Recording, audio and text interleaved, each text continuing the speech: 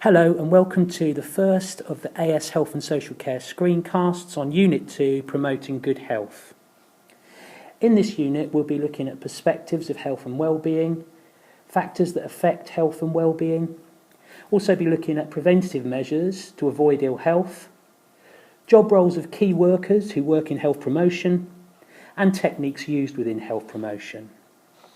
The assessment of this unit will require you to carry out a small-scale health promotion and then to produce a report which evidences planning and preparation and evaluation of that health promotion campaign. To produce a Grade A assignment, you must provide an accurate and comprehensive description of the different perspectives on health and ill health. So this screencast will help you to understand 3 of those perspectives that you need to be writing about in your assignment. Before we start to plan our own health promotion campaign, we need to spend some time defining what is meant by the term health. The perspectives that we're going to look at will help us to do that. A perspective is simply a way of looking at something or a definition of something. Before we look at the perspectives, I'd like you to spend a few minutes thinking about what health means to you. Pause this presentation and take a few minutes to note down a definition of what health means to you. Now, you may have written down some of the things that I've got on this slide. Most people think of good health as being connected to something medical. So be thinking about things like having a normal BMI, that's body mass index, normal blood pressure, getting plenty of regular exercise, those kinds of things. It's also possible to take a wider view, to look beyond the medical. So you may have written down things like having a rewarding job, maintaining good social relationships, or having a good moral or spiritual code. Can you have a think about how some of these things might actually affect physical health? In this unit, the 4 main definitions of health that you need to learn about are the positive definition, the negative definition, which is sometimes known as the biomedical approach, the holistic definition, and the social definition of health. This presentation will examine 3 of these definitions and we discuss some disadvantages for each one. As we go through each definition, I'd like you to make notes using the Cornell method of note-taking that I taught you about in the lesson. Make sure you make comprehensive notes for each one. If you need to pause and go back, that's fine. Make sure that you've got a good set of notes about each one that you could bring to the next lesson. The first definition that we're going to be looking at is the negative definition of health. Now, I'd argue that this is a definition that most readily springs to mind for most people. In this definition, health is defined as not being ill, the absence of sickness, unfitness or disease, freedom from pain or discomfort. Have a look at the picture. This guy would describe himself as fit as a fiddle. He's using the negative definition of health. He feels okay, so he doesn't need to seek medical help. What do you think? Do you think he's healthy? The negative view of health underpins the policies and practices of the National Health Service. This model has dominated Western industrial society, certainly since the Industrial Revolution in the mid-19th century.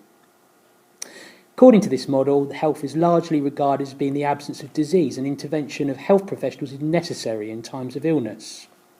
The main purpose of the health service is to cure disease, and health professionals will use scientifically tested methods to address diagnosed illnesses. Little regard is paid to environmental and social factors that may have led to ill health. The causes of illness may be many and varied, but the biomedical approach tends to focus on the individual while largely ignoring the environmental factors that might cause disease. So to put it more simply, ill health occurs when something goes wrong in the body and then medical professionals intervene with treatments and cures. So what are the problems associated with the negative or biomedical model of health? Well, the main problem is that it looks at the individual only. It only focuses on a person if something goes wrong with the body. It doesn't look at the possible causes of those problems, which might come from the environment, or from social factors such as unemployment. You take a minute to think about how unemployment might affect somebody's physical health.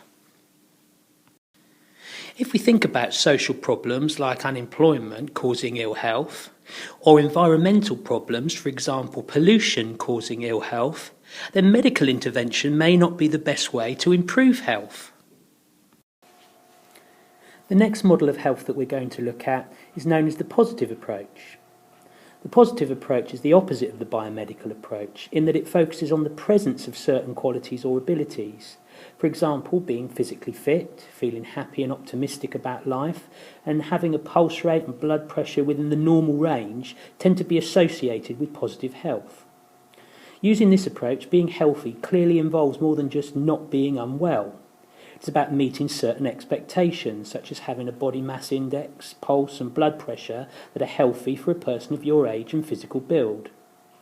In this way, the positive approach measures health objectively.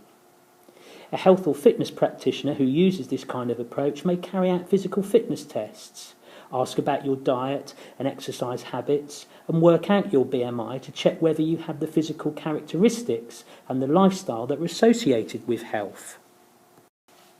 The guy in the picture would be defined as healthy under the positive definition. Pause the podcast for a minute and try and think of a problem with this definition. Looking at the picture, this guy looks healthy if we use the positive definition of health, because he goes to the gym, he's looking happy, he's looking that he's got a lot of stamina, he could probably spend a lot of time on the cycling machine, probably got a good BMI, he's probably got blood pressure within the normal range. However, things might not be as they seem. He might not be well. He might have a terminal disease. The weaknesses and contradictions of both the negative and positive approaches to health can be dealt with by taking a broader, more holistic approach to the definition and experience of health. And we're going to look at the holistic approach to health next. The World Health Organization's definition of health identifies it as a state of complete physical, mental and social well-being, not merely the absence of disease or infirmity. This holistic definition considers the whole person to be important when thinking about health. So the concept is extended from physical or bodily health to include things like intellectual, emotional, social, even spiritual and mental health.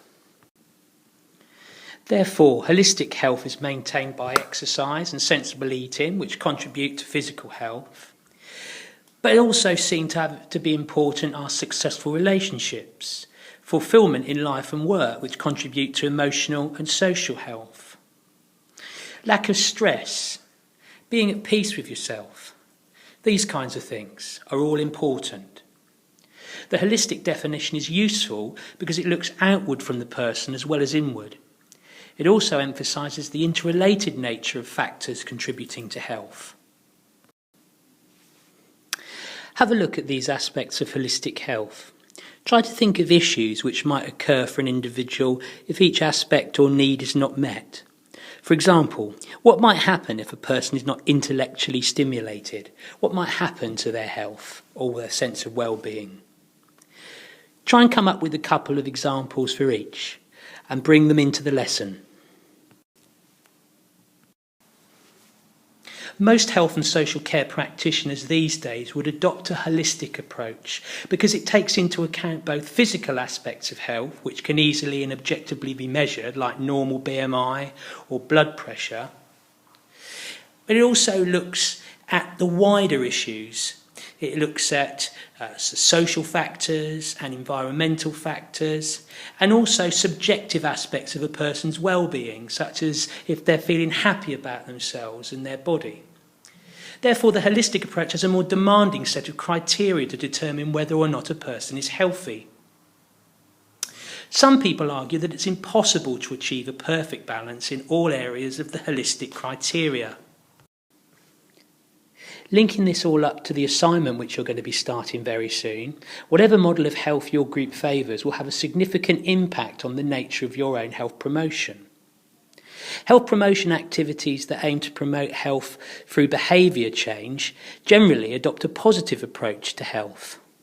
So if you're doing a health promotion encouraging people to stop smoking or eat fewer fatty foods or do more exercise, you'll be using the positive approach to health.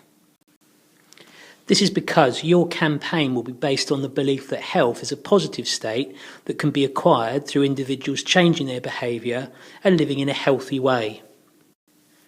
It's important to note that health promotions can be biomedical, educational, behavioural, social, or user-centred. More on this in later screencasts. Just to recap then, in this presentation we've considered 3 definitions of health. The first one we looked at was the negative or biomedical definition. This is an approach to health that focuses on the structure and functioning of the human body. It is associated with the scientific approach taken by practitioners of Western medicine, and it assumes that a person is healthy unless they have some kind of pain or discomfort or feel ill in themselves. The next definition of health we looked at was the positive definition.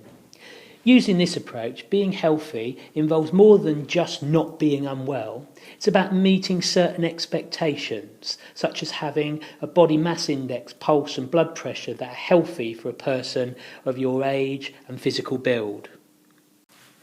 The final definition of health we looked at is the holistic definition. And this definition considers the complete person, physically, intellectually, emotionally, socially, spiritually, and mentally, in the promotion of health and the treatment of illness. The next screencast that we're going to provide for you will be focusing on the social model of health. So that will be our next topic.